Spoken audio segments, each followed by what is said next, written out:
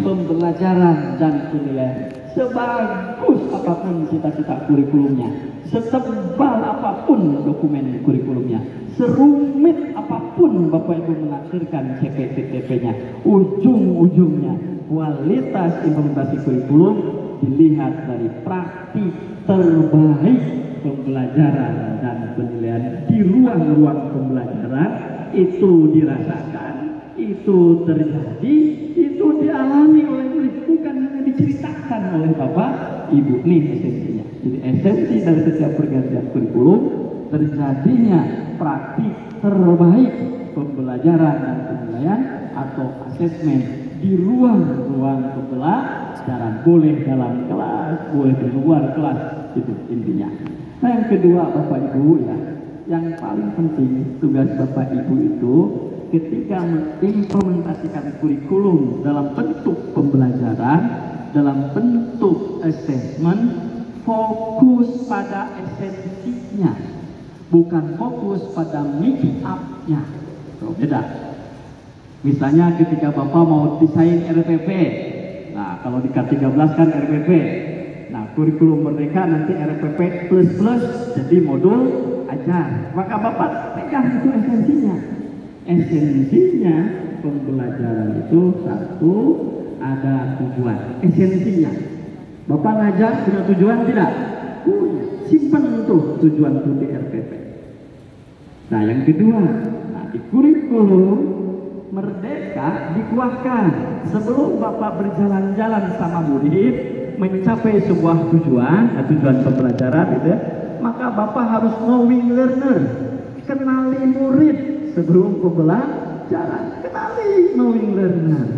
Knowing learner kognitif murid, knowing learner non kognitif murid, kenalin minatnya, kenalin bakatnya, kenalin passionnya, kenalin interestnya, kenalin pengalaman pembelajaran ini, kenal Bapak Ibu sebelum pembelajaran. Untuk kenalin ini Bapak Ibu lakukan penilaian sebelum pembelajaran.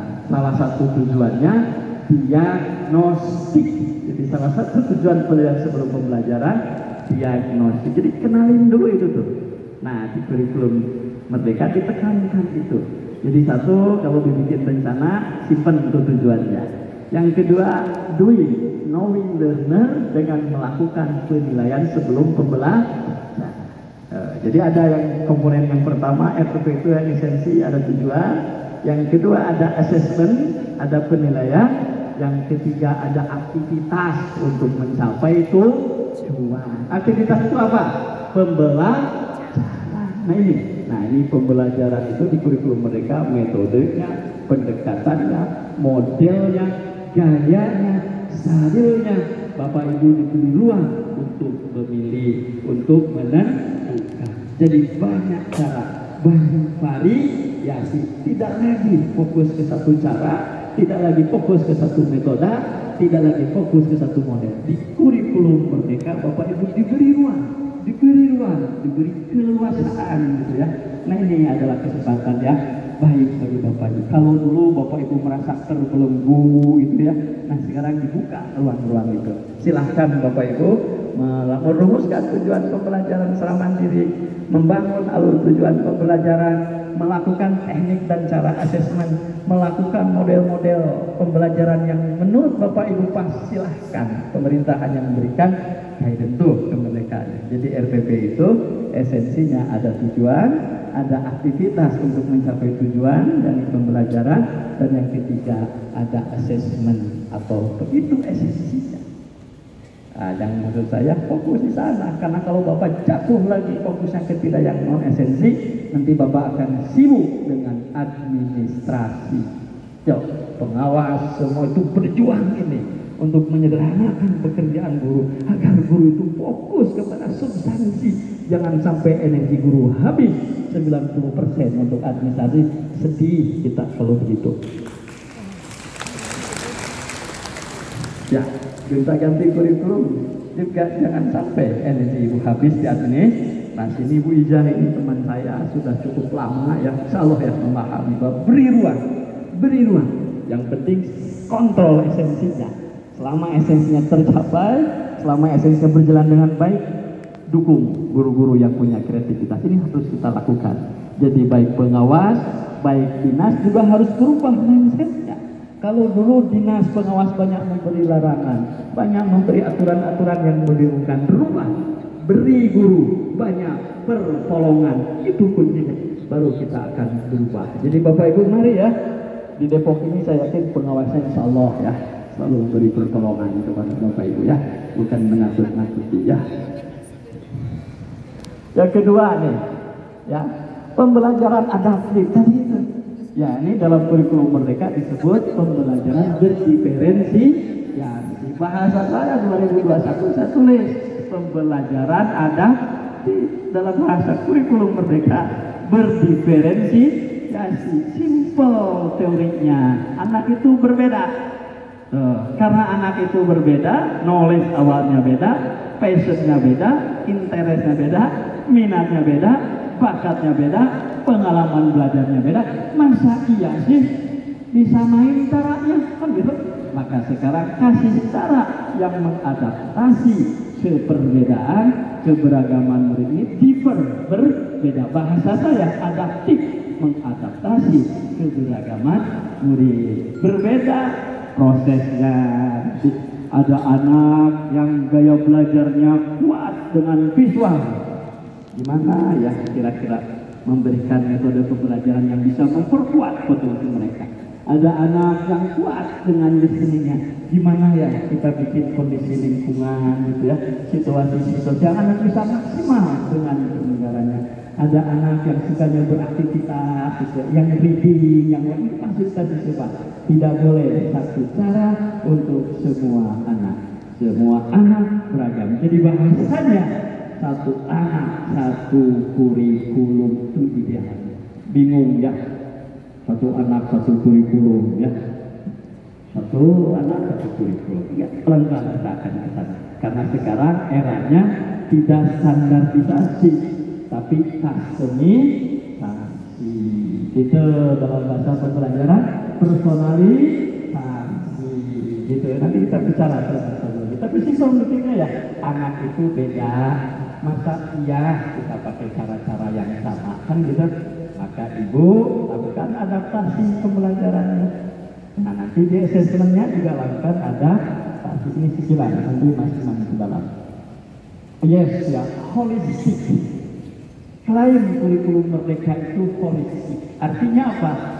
Seluruh aspek kompetensi murid, baik sikapnya, baik pengetahuannya, baik keterampilannya. Jadi kalau ngajar, kalau assessment, ketiga-tiganya. Ya pengetahuannya diajar, dikembangkan, diassess, demikian juga keterampilannya, demikian juga sikapnya. Nah ini semua nanti di kurikulum mereka, sikap dan lain-lain dicantolkan dengan profil pelajar pada. Nah itu. Nah yang selanjutnya nih. Nah yang paling susah ini, Bapak Ibu pengawas dari NES yang paling susah sih co-ownership.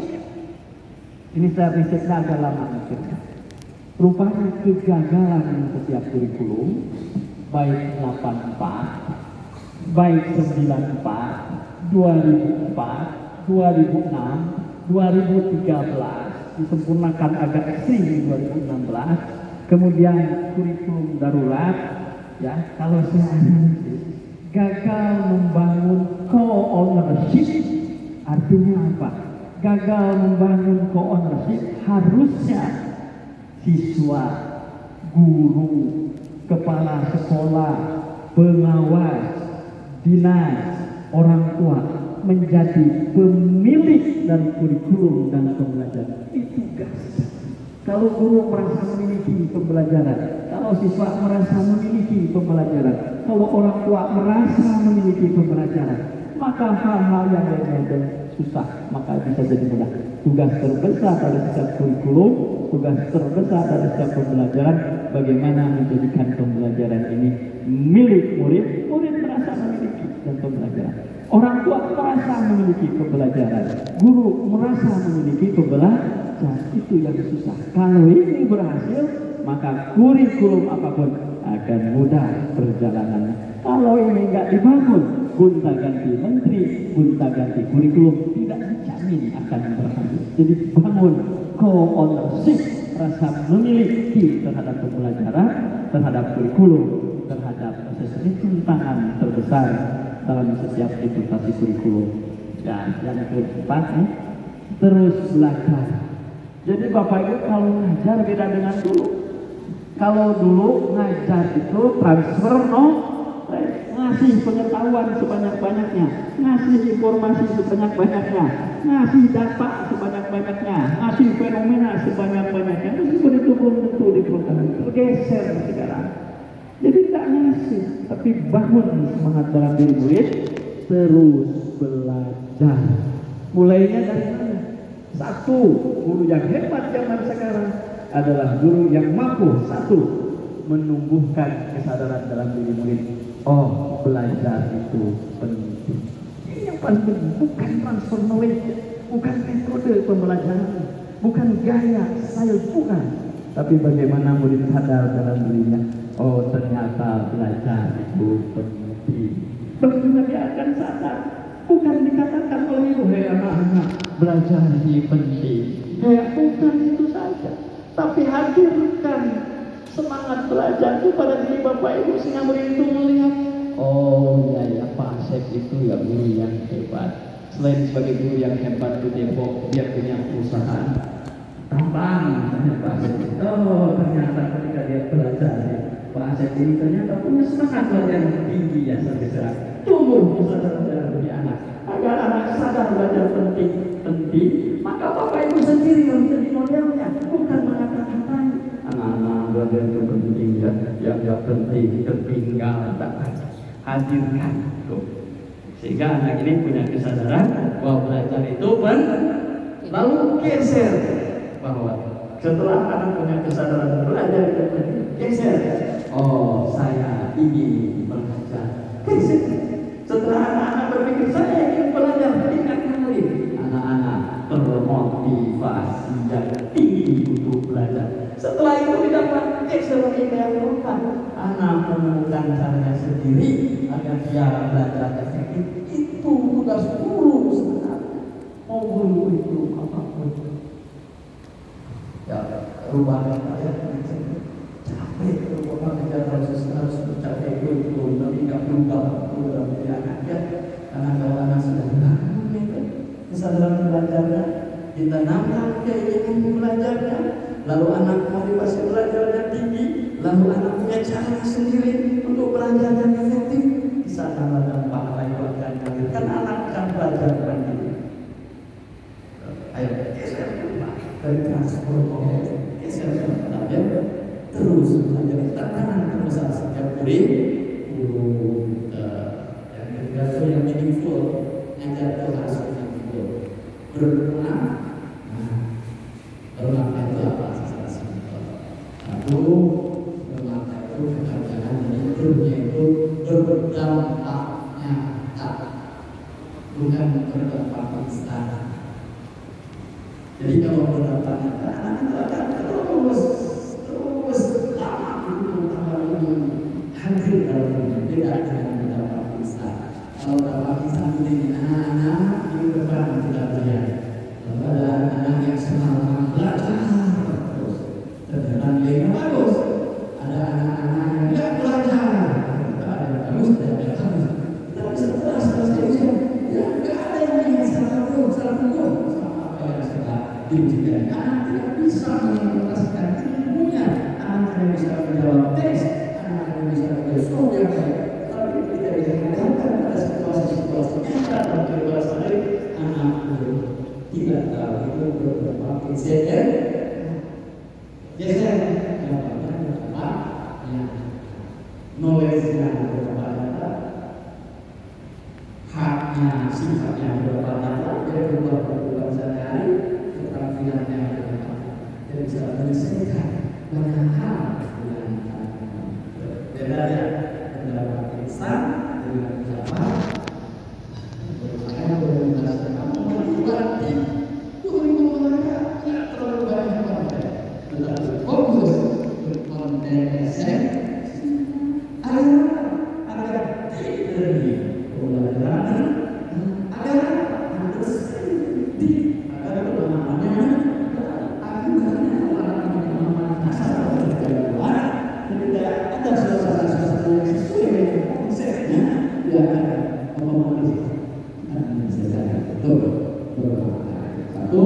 bermanfaat.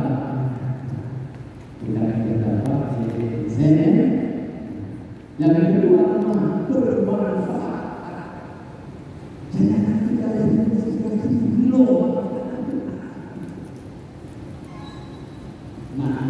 anak bisa dengan mandiri mendapatkan manfaat. Jika ngajar ibu seperti itu, ibu disebut ngajar dan bermanfaat.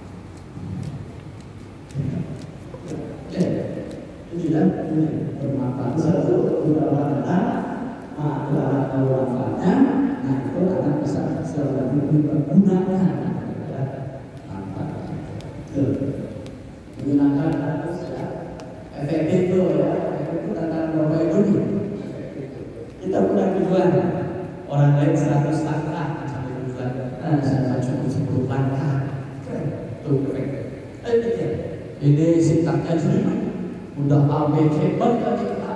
Nah, cocok dengan saya mau cari cara baru. Nanti dikonsultasikan ke pengawas. Gimana nih? Saya punya ide. Meringkas cara, meringkas langkah, tapi tujuannya tercapai dengan efektif. Itu menjadi diskusi itu pengawas itu sekarang mitra kota ini.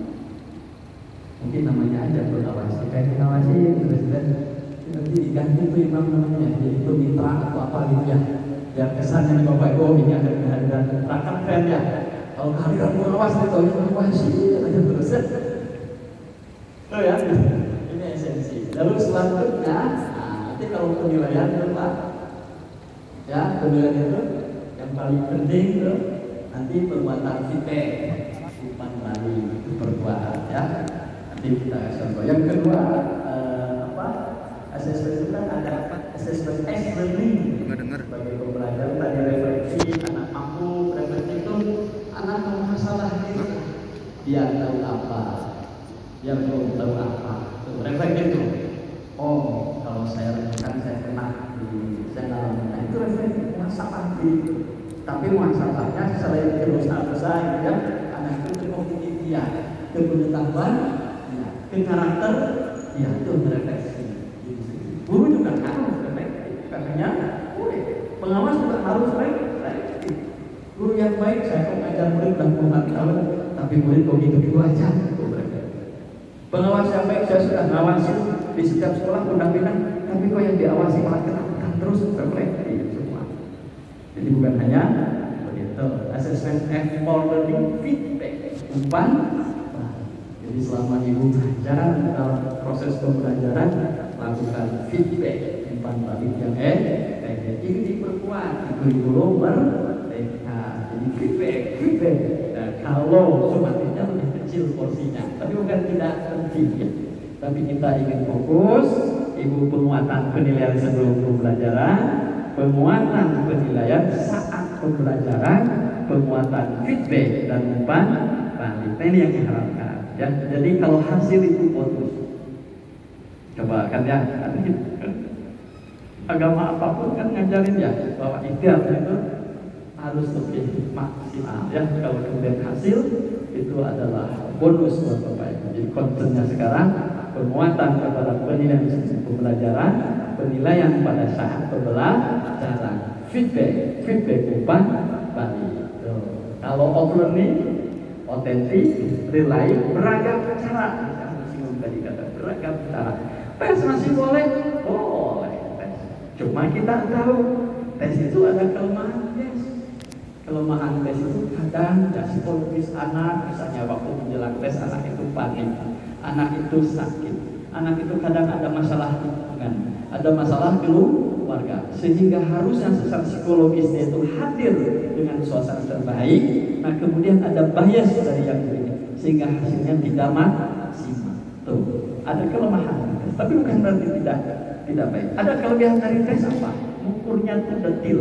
Kalau ibu bikin 40 soal pilihan ganda akan banyak kompetensi yang ibu tanyakan. Itu kelebihan tes.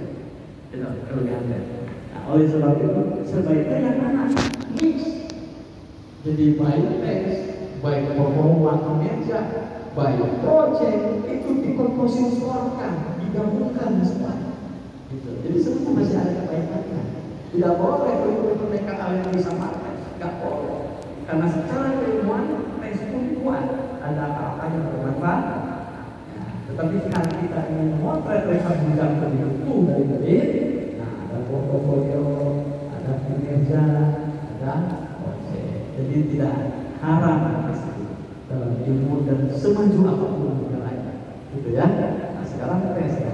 Lalu yang kedua teknik nanti dan teman-teman ketika membangun tes, ya kalau bisa beragam, ya. Dulu kan kita biasa pilihan ganda ya, pilihan ganda. Ada kelebihannya apa? Kelebihan ganda. Ukur banyak kemampuan karena ada paduan dir. Kelemahan apa yang bisa diselesaikan sampai sekarang? Saya harus komen.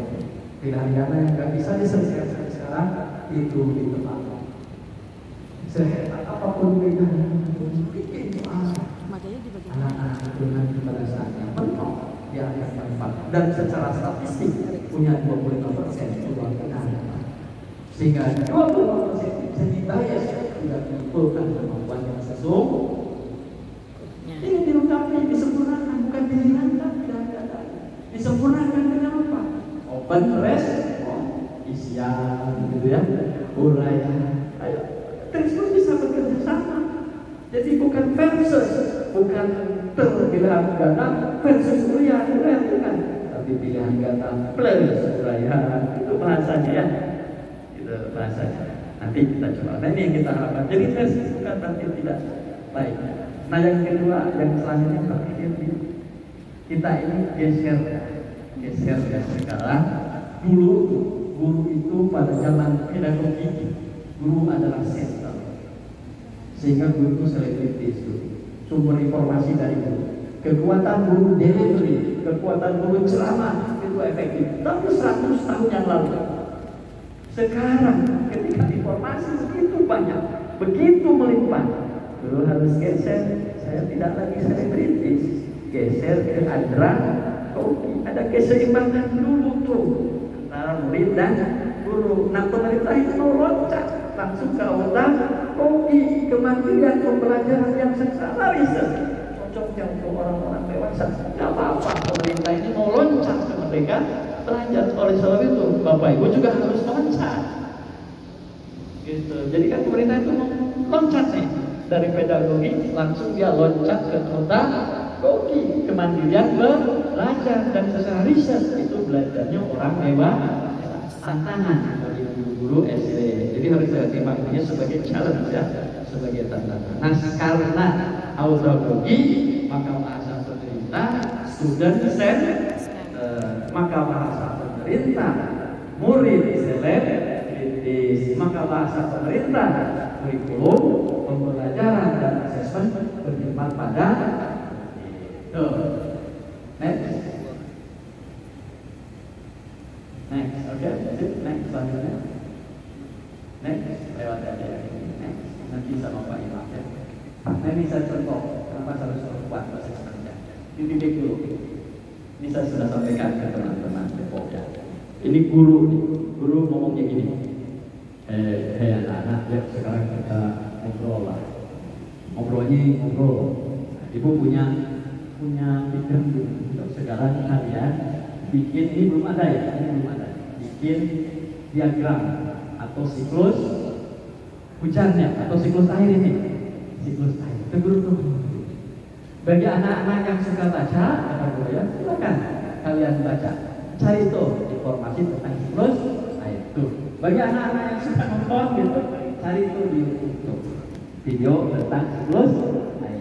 Bagi anak-anak yang suka denger gitu kan, ini guru udah mulai diferensiasi dengan siklus. Bagi guru yang suka denger gitu, dengerin gitu ya, silakan tuh ngobrol dengan temannya, nanya ke guru, diskusi atau dengan rekaman tentang siklus air. Bagi guru-guru anak-anak yang suka jalan, kamu lihat di luar tuh, sekarang apa awan nanti jadi gimana? Perhatikan itu. Berbeda. Anak suka gimana? Tetapi ujung-ujungnya anak nanti menghasilkan ini kan gitu. Jadi caranya boleh beragam gitu ya, tapi tujuannya sampai destinasi-destinasi yang kita harapkan. Lalu datanglah seorang guru kepada seorang anak, didekatilah seorang anak. Gambarnya kayak begini. Kira-kira sebagai bapak ibu guru bisa feedback nggak sih? Bisa ya. Boleh tuh feedback yang kaitannya dengan konten. Boleh feedback yang kaitannya dengan keindahan warna dan lain. Tapi fokusnya kita ingin ke konten. Coba ibu perhatikan. Ananda, ini gambar ini kan sudah bagus. Gitu ya. Cuma ini masalahnya apa? Satu, misalnya belum ada orangnya. Jadi dikasih feedback. Next, Mas. Nah, apakah ini berarti siklus air dimulai dari penguapan? Kenapa guru feedbacknya begini? Kenapa kira-kira? Kenapa kira-kira? Ayo satu orang. Kenapa guru mengatakan feedbacknya begini? Ayo. Kenapa kira-kira? Oke, kenapa kira-kira? Guru feedbacknya begini. Ayo, ini yang harus diperkuat dalam kurikulum Merdeka dan Pancasila. Ayo, simpel aja. Secara esensi Bapak Ibu harus pas. Ayo. Ada yang bantu ya Pak Dika ya, kalau guru ada yang mau menjelaskan. Ayo, kenapa guru ini feedbacknya begini? Ayo. Ada? Ibu siapa tadi? Pak Dika bisa bantu yang mungkin sebelah sana? Ya. Ayo kita ungkap ya. Ayo, sebelah sana ya. Ayo, kira-kira kenapa nih guru itu? Ini karena apa feedback? Kelemahan asesmen kita, rendah feedback selama ini. Ayo, silakan tadi. Langsung interaktif Pak. Ayo siapa tadi yang angkat tangan? Ayo, kenapa? Mohon tangannya di atas biar dikasih mic-nya. Ada yang tidak dapat hadiah berfoto sama Pak Imam, ya. Ada yang mau? Mana? Ayo kok itu sebelah sini. Ayo. Ini yang pertama, kenapa? Ayo kita cermati sama-sama ya. Ayo.